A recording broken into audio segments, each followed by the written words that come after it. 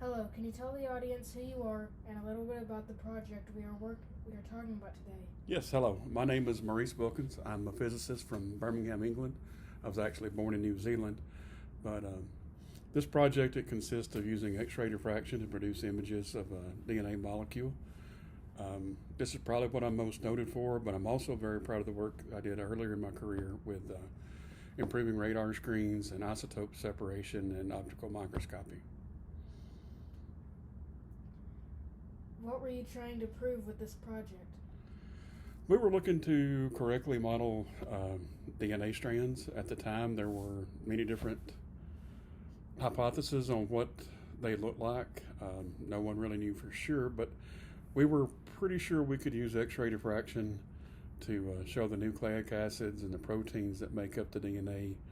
And with the crystallography, we would be able to freeze it enough to get a good picture of it. Where did you conduct this experiment? We conducted these experiments at King's College in London, England. There was actually two phases of the way we did this. The first phase was 1948 to 1950. We had some good success there. We actually presented our findings in 1951 in Naples, Italy, at a conference there. There is where I actually met James Watson and Francis Crick. They were working on similar project as we were working on, and we conferred some there. From there, we went back, and actually that's when we had our breakthrough on our experiment was 1951-52. We actually got a very clear image with a B-form X-shaped image of liquid sperm. What other events were going on in the world while you were conducting this project? There was a lot going on at the time. World War II had just ended. The Korean War was going on. Russia had been part of the Allied forces with us. They were on our side, but at this time they were starting to get. They had got their own version of an atomic bomb. They were starting to get nuclear weapons, and they had signed a treaty with China, and had actually started. It was enough to be worrisome for the rest of the world. So there was a lot going on. At the same time, there was a Cuban Revolution. So the world was in quite a bit of turmoil at the time. Who else was involved in this project? Actually, it was mainly myself and Rosalind Franklin. She was a colleague that I worked with at King's College. We also had a PhD student named Raymond Gosling that helped us.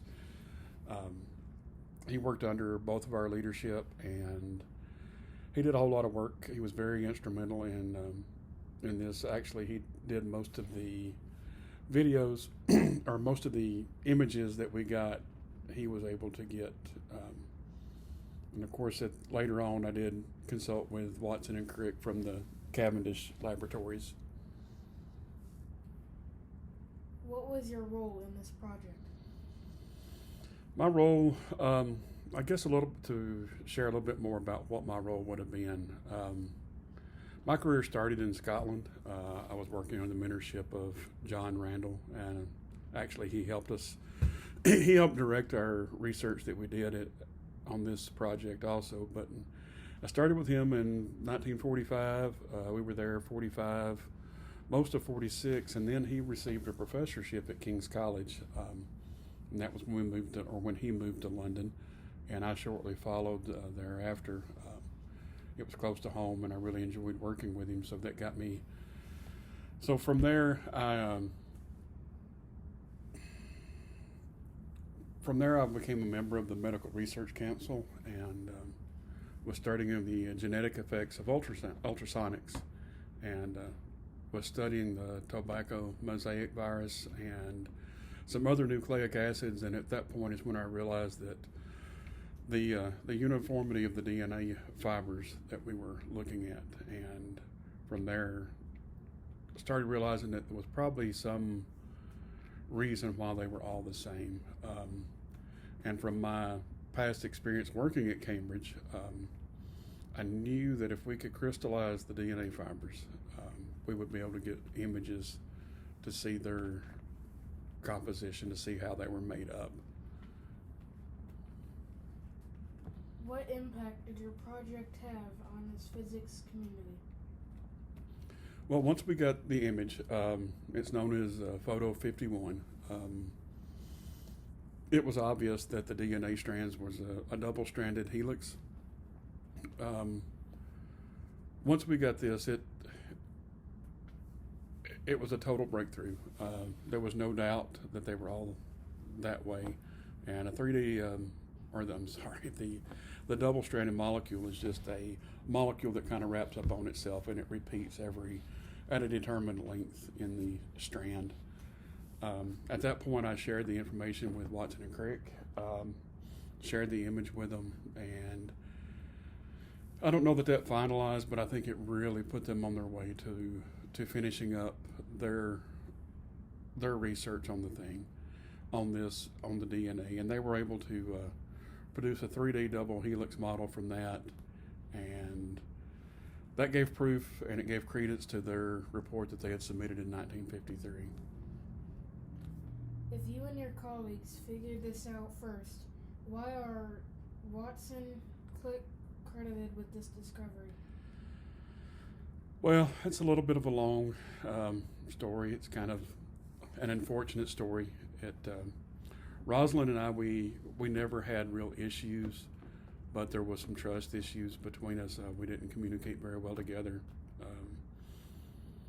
So in that, we were doing the research. We were working together, but we were using Raymond kind of as a go-between between us two.